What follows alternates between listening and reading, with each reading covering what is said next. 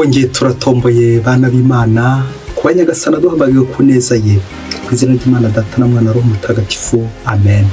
Amahoro bana b'Imana, ni muhumure, Imana iradukunda ije kudukiza kuri wa kabiri w'icyumweru cya 32 mu byumweru bisanzwe tariki 11 Ugushyingo 2025 ubwo duhimbaza Mutagatifu Maritini wa Turu.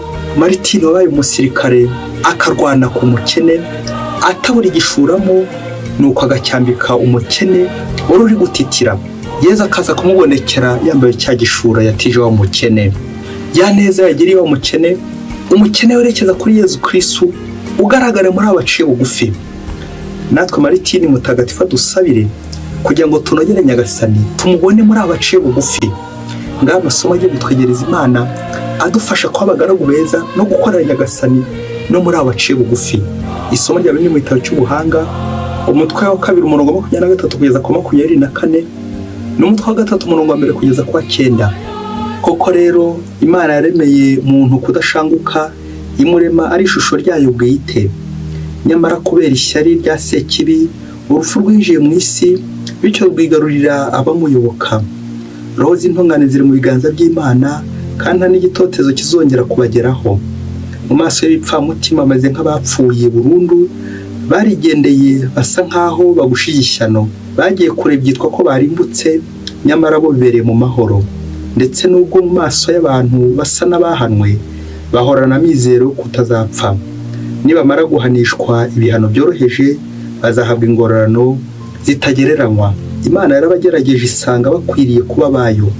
Yarabasukuye nka zahabu mu ruganda, ibakira nk'igitambo kitagira inenge. Igihe Imana izabagenderera niko bazabengerana, barabagirana nk'ibishashi by'umuriro mu binyenye, mu bikenyeri byumye. Bazacira amahanga imanza kandi bategeka ibihugu, maze Nyagasani ababere umwami iteka ryose. Abamwiringiye bazamenya ukuri icyo ari cyo, abamuyobotse bazibanire nawe mu rukundo, kuko asesekaza ubuntu n'imbabazi ku ntungane ze, ntanareke gusura abo yitoreye. Iryo ni ijambo ry'Imana. Zaburi ya 34. Nzashimira Uhoraho igihe cyose naho ndi hose. Nzashimira Uhoraho igihe cyose, ibisinzo byo bizahora ubudahema mu munwa wanjye. Ishema mfite byose ndikesha Uhoraho, abintamenyekana babyumve maze bishime. Amaso y'Uhoraho ayahoza ku bantu b'intungane, amatwi agahora yita ku maganya yabo. Uhoraho ashyamira n'abagira nabi, kugira ngo azimanganye ku isi cyatuma babibuka. Intungane ziratabaza Uhoraho akazumva, maze akazikiza amagorwa yazo yose. Uhoraho aba hafi y'abafite umutima washengutse, akaramira afite umutima wihebye. Nzashimira Uhoraho igihe cyose naho ndi hose. Nyagasani Yezu nabane namwe. Amagambo mu Ivanjili ntagatifu ko yanditswe na Luka, umutwe wa 17 umurongo wa 7 kugeza ku wa 10. Muri icyo gihe Yezu abwira abigishwa bati, niko se, ninde muri mwe wagira umugaragu umuhingira cyangwa akamuragirira amatungo, yataha akamubwira ati bangukuze ufungure? Ahubwo ntazamubwira ati banza ujye kuntekera, ukenyere umpereze kugeza ndangije kurya no kunywa, hanyuma nawe ubone kurya no kunywa? Mbese shebuja yashimira uwo mugaragu we ko yarangije ibyo yari yategetswe? Namwe nuko nimurangiza gukora icyo mwategetswe cyose, mujye muvuga muti turabagaragu nk'abandi, twakoze ibyo twari dushinzwe. Iyo ni Ivanjili ntagatifu. Bayoboke b'Imana, nimugire amahoro. Aha tugeze ni kuri buri munsi. Fungura buri munsi, ufungure buri munsi, ufungure abandi buri munsi. Ijambo ry'Imana buri munsi, ineza y'Imana buri munsi. Buri munsi ugira icyo uhindukaho. Buri munsi ugira ibyiza wimiriza imbere, ugende neza mu murongo w'Imana. Aya masomo araza kudufasha kureba impamvu tujya dushwana. Nta kintu uzasanga ari impamvu z'ubuyobozi, aho umwe ashobora kwigira umutware, nyamara yaba twamenya ko turi abagaragu ntacyo twapfa. Iyo batangiye kwigira umutware, shefu ati ndajyana aho nshaka, ndakora icyo nshatse, ikinjemo, icyo gihe nuhura n'undi nawe wigize umushefu, bizarangira mugonganye, kuko nta bami babiri mu muzingo umwe, kandi ngo nta bihanga biri mu nkono imwe. Icyo rero nicyo kiranga sosiyete turimo. Ubu twese dushaka kwigira abashefu, tugashaka kwigira abapatro. Ukurira ifoto twese tubaye abashefu byagenda bite? biradusaba rero ko habamo abagaragu, bityo tugakorera abandi, kwiga gukorera abandi. Icyo nicyo kizatuma tudashwana. Nawe ubundi twese niduhurira ku bushefu, ku buyobozi, ku butegetsi, amaherezo tuzarwana, tuzatsindwa, tuzashwana. Turi abagaragu b'abandi, twakoze icyo twagombaga gukora. Impamvu dushwana nuko icyo twagombaga gukora tutagikora, ahubwo tukajya gukora icyo tutari dushinzwe. Uzi kwibaza nawe impamvu muri gushwana na mugenzi wawe, akenshi uraza gusanga ari ibyo kwiremeza, kwirata dukunze kugwamo. Amagambo abiri agiye guturanga mu kuzirikana ku bintu byose twaba dupfa cyangwa dushwanira. Ibituma dushwana ni igipfamutima ndetse n'umugaragu.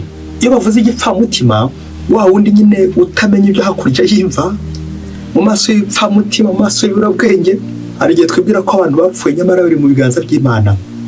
Iyo bavuze igipfamutima cyangwa umuswa cyangwa igicucu, igicucu muri Bibiliya ni umuntu wese utuka Imana, ni umuntu ukora nabi, ni umuntu uri gukora icyaha. Nawe rero uzapfa umutima ryari? Igihe cyose uzaba watangiye kuvuga nabi Imana, uri mu cyaha, uri gukora nabi, icyo gihe nawe umutima watangiye gupfa.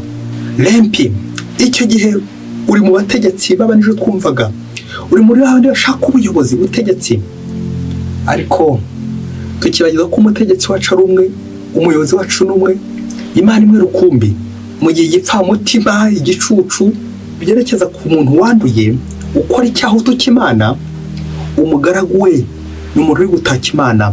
Akenshi mu buzima busanzwe iyo twumvise umugaragu tugira ngo ni umuntu uciriritse, umuboyi, umuja, undi wese turi gukoresha imirimo ndetse y'uburetwa, tukaza kwibagirwa ko ijambo umugaragu, serviteur, servus mu Kilatini, rivuga umugaragu, ariko umugaragu umwizerwa, confident, umuntu ushabuja ashyiramo icyizere kugeza nubwo mubikije ibintu bye, kugeza nubwo amuhaye kumukorera. Burya umuntu ugukora no kuba umwizeye, umuntu ugutekera no kuba umwizeye.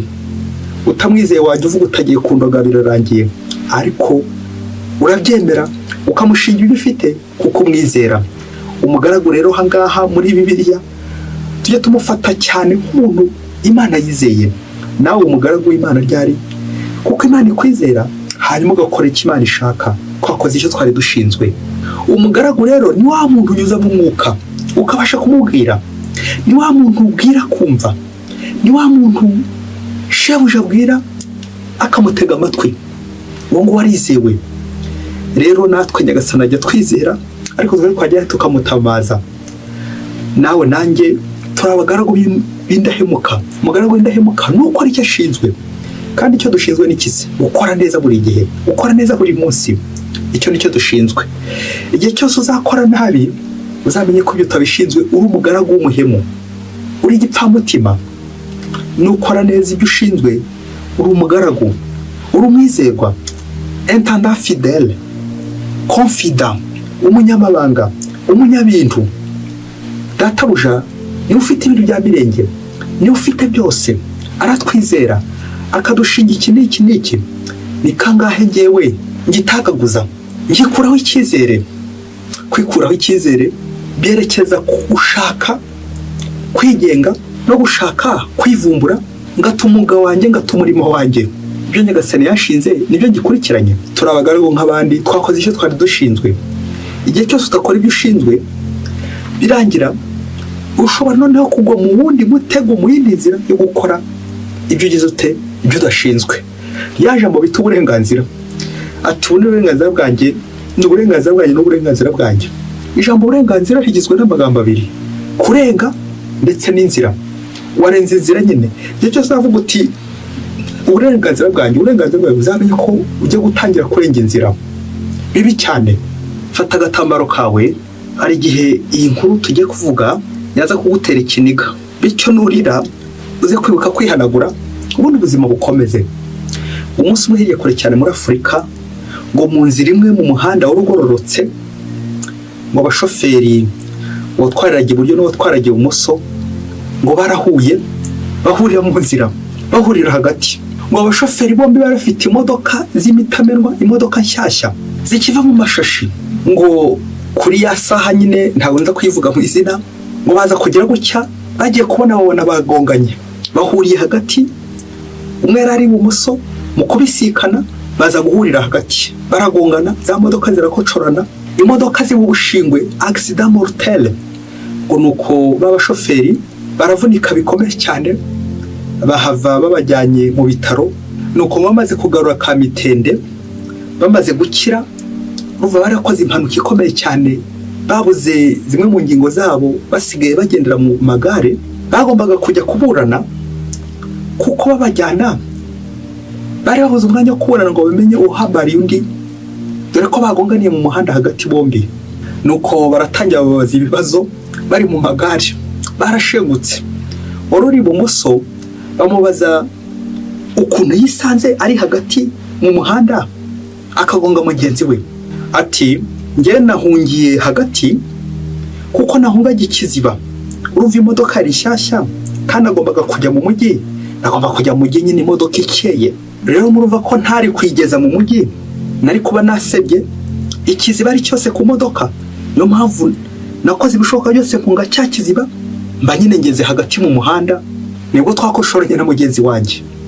nuko babaza mugenzi we impamvu nawe yahungiye hagati, akisanga ari hagati yagonze mugenzi we. ubwo babaje wari iburyo, bageze wari iburyo aravuga ati njye nahunze ikinogo, urumva iyi modoka ni shyashya, ntago nagombaga kwikubita mu kinogo itangirika. rero narishatse kurengera imodoka yanjye, nagiye kubona mbona duhuriye hagati turakocoranye. nuko urubanza rubura gica.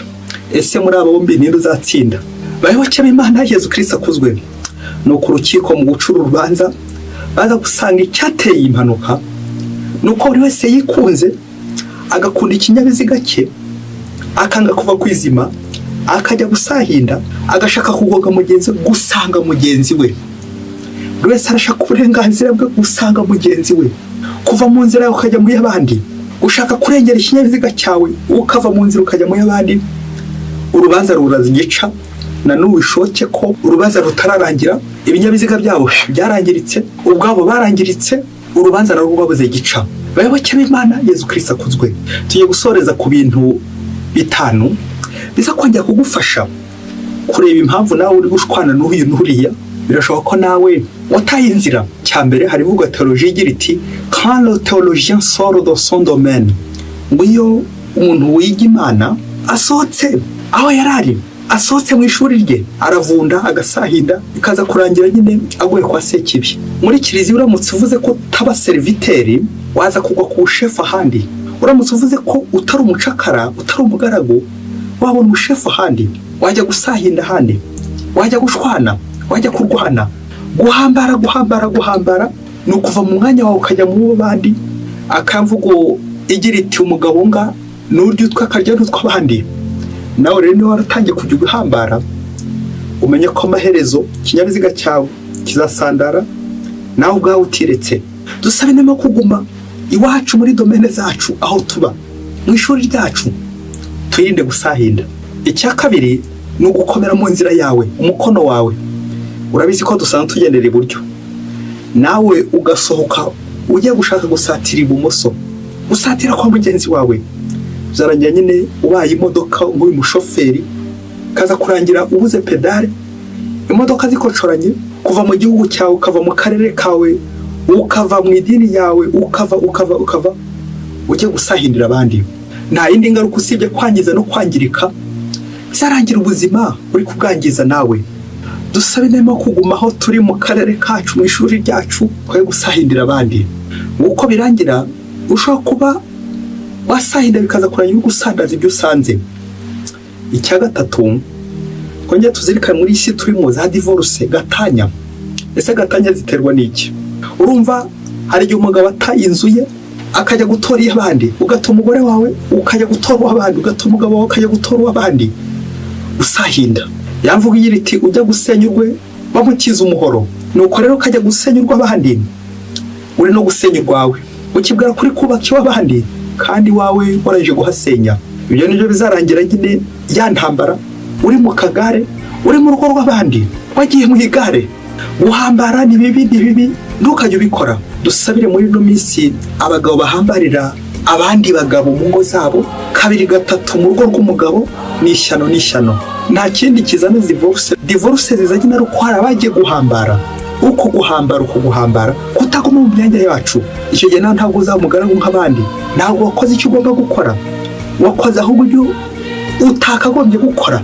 Ibyo bizatuma uri gushwanira umugabo wawe, uri gushwanira umugore wawe, urugo rwawe ruhindutse ubushingwe, ya nzu nziza, ya modoka nziza, bya bintu byiza wari ufite byose bihise bisenyuka kubera gusahinda, kubera kuvunda. Icya kane, dutekereze ku mihamagaro yacu, cyane abihaye Imana.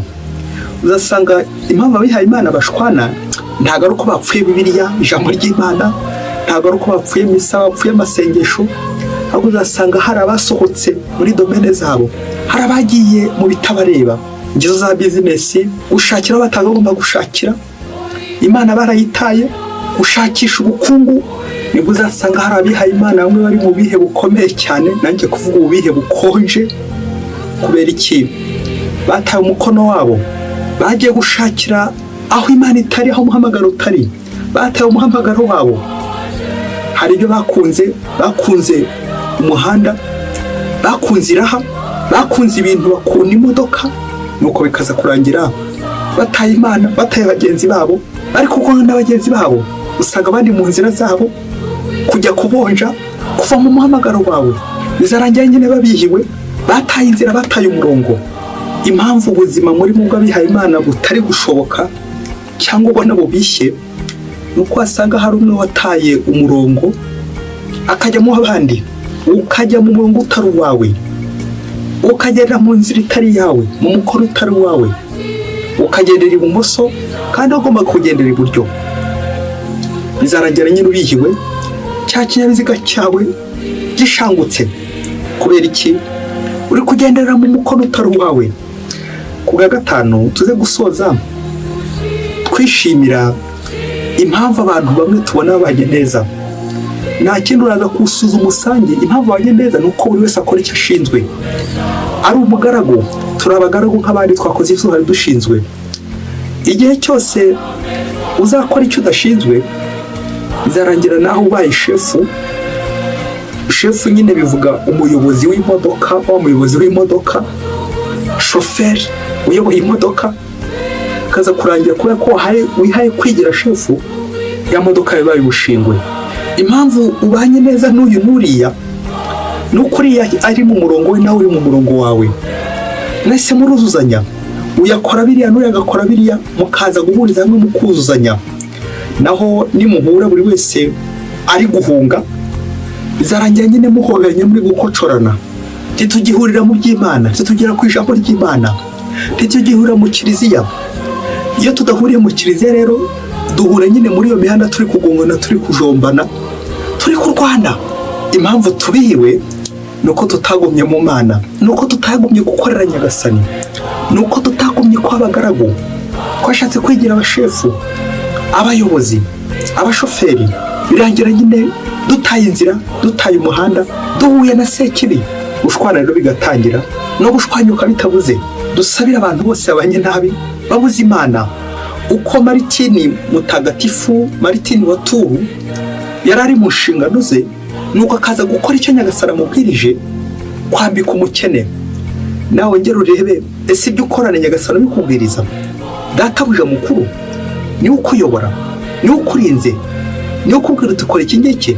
Nyagasani azahora kwiyereka ubuzima buvuguruye, ubuzima bw'ineza, kubana n'abandi, kuko uri mu nzira nziza. Igihe cyose uzaba uri mu nshingano zawe, uri gukora neza icyo ushinzwe, uri mu muhamagaro wawe, ntawe usahina, ntawe uvundira, uri umugaragu nk'abandi, wakoze icyo wagombaga gukora.